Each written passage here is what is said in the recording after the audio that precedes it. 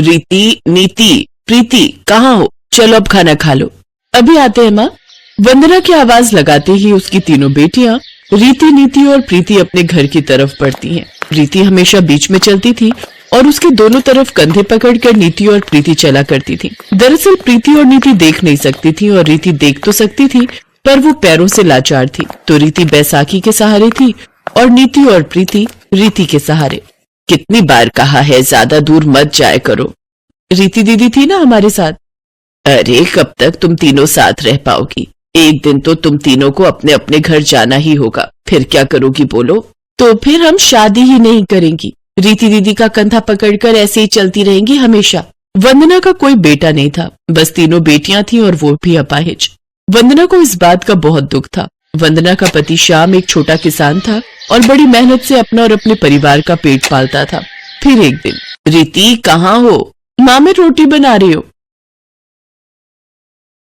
अरे सारा दिन तू ही काम करती रहती है, अपनी दोनों बहनों को भी तो कुछ सिखा। माँ मैं हूं ना, और वैसे भी वो दोनों कैसे करेंगी? ऐसा नहीं है मेरी बच्ची, जब तू अपने घर चली जाएगी तो इन्हें भी तो ससुराल जाना पड़ेगा। फिर कैसे काम चलेगा? अंधे भी तो अपने हिसाब से काम करते हैं ना। और हम कोई अमीर घर से तो है नहीं कि काम नौकर चाकर करेंगे। पर माँ वो कैसे कर पाएंगी? आप खुद ही सोचो ना कि अगर आप देख ना पाओ तो आप कैसे पता करोगी कि कौन सी शक्कर है और कौन सा नमक? कैसे पता करोगी कि कौन सी मूली है और कौन सी गाजर? माँ मैं तो कहती हूँ कि आप मेरी शादी ही मत करो। मैं कमाऊंगी और सबका ख्याल रखूंगी हमेशा। रीति की बात सुनकर वंदना की आंखों में आंसू आ गए। ये बात नीति और प्रीति ने भी सुन ली और वो दोनों भी चुपके चुपके रोने लगी। फिर उसी शाम, माँ पिताजी मैंने सोच लिया है, हम तीनों बहनें या तो शादी ही नहीं करेंगी या फिर हमारी शादी ऐसे घर में करना जहाँ 3 भाई हो। बाकी हमें कुछ नहीं चाहिए, ना अमीर घर और ना ही कोई बहुत सुंदर लड़के। बस हमें अलग मत करना पिताजी, क्योंकि मेरे बिना इनका और इनके बिना मेरा गुजारा ही नहीं है। रीति की वो बात श्याम और वंदना को लग गई और फिर एक दिन श्याम भागा भागा घर आया। अरे सुनती हो, एक खुशखबरी लाया हूँ। क्या है जी, जल्दी बताओ। वो किशनपुर है ना, वहाँ किशोरी लाल जी का परिवार रहता है। उनके 3 बेटे हैं और तीनों ही कुंवारे हैं। वो अपने बेटों की शादी करना चाहते हैं। इससे बढ़िया मौका नहीं मिलेगा। अगर उन तीनों लड़कों से अपनी बेटियों की शादी हो जाती है तो वो हमेशा साथ रह सकेंगी।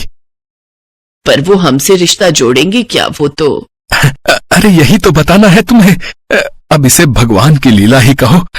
वो तीनों भाई भी जरा कम देख पाते हैं, इसीलिए शायद वो मान जाए। अच्छा, तब तो आप फटाफट बात चलाओ। अगले ही दिन श्याम किशोरीलाल के घर पहुंचा और उससे अपनी बेटियों के रिश्ते की बात की। किशोरीलाल ने भी रिश्ते के लिए हाँ कर दी और श्याम से शादी की तैयारियां शुरू कर दी। तीनों बहनें भी बहुत खुश थीं। फिर शादी की तारीख भी आ गई, लेकिन फेरों से ठीक पहले। 1 मिनट रुको पंडित जी, इतनी जल्दी भी क्या है? हाँ तो श्याम जी, जरा दहेज वहेज का हिसाब तो समझाओ। पर दहेज की तो बात ही नहीं हुई थी किशोरी लाल जी, और जितना मुझसे बन पड़ा उतना तो मैं कर ही रहा हूँ। अरे तो हम अपने लिए कहाँ कुछ मांग रहे हैं? आप 3-3 बेटियां दे रहे हो। कल को बच्चे कहीं घूमने जाएंगे तो हर जगह ऑटो और बस के धक्के खाते फिरेंगे क्या? अब आप ऐसा करो कि एक ऐसी कार दे दो जिसमें 7 लोग आ जाएं। बस, बाकी कुछ नहीं चाहिए। पर ऐसी कार तो बहुत महंगी आएगी, मैं गरीब कहाँ से लाऊंगा किशोरी लाल जी? अरे तो अभी की बात कौन कर रहा है? हम आपकी तीनों बेटियों को ब्याह कर ले जा रहे हैं, ठीक है? ठीक 1 महीने बाद आप कार ले आना, और अगर नहीं ला पाए तो अपनी बेटियों को वापस ले जाना। बहुत बेगैरत आदमी हो किशोरी लाल, अपने बेटों की शादी करने आए हो या सौदा करने आए हो बे? मुखिया तुम चुप करो। अगर इतना ही प्यार आ रहा है ना इन लंगड़ी और अंधी बेटियों पर, तो तुम ही ले जाओ इन्हें अपने घर बहू बनाकर। करा देता, पर मेरा एक ही बेटा है, और अगर 3 होते ना तो तुम्हारे सामने इनसे शादी कराता और तुम्हें जूते मारकर बाहर निकाल देता इस गांव से, जूते मारकर। हाँ, तो हम जा रहे हैं। अब ढूंढ लेना ऐसा घर इन लंगड़ी और अंधियों के लिए, जहाँ बिना दहेज के तीनों की शादी हो जाए। हम भी देखते हैं। विमल बेटा इधर आ। श्याम भाई बताओ कि आप मेरे बेटे के साथ अपनी कौन सी बच्ची की शादी करना चाहते हो, बताओ।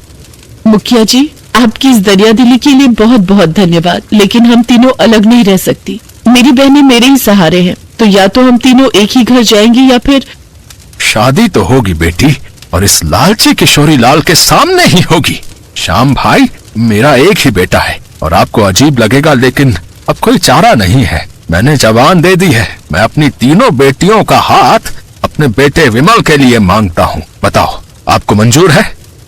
मुखिया की बात सुनकर वहां हर आदमी हैरान था, पर तभी रीति के कंधे पकड़कर नीति और प्रीति मुखिया के सामने खड़ी हो गई और उनके पैर छुए। फिर उसी मंडप में तीनों बहनें हमेशा के लिए एक साथ हो गई और इस तरह तीनों बहनों ने अग्नि को साक्षी मानकर एक ही लड़के से शादी कर ली और वो लड़का बन गया 3 बहनों का एक पति। और किशोरी लाल अपने 3 बेटों के साथ खाली हाथ वहां से बेइज्जत होकर चला गया।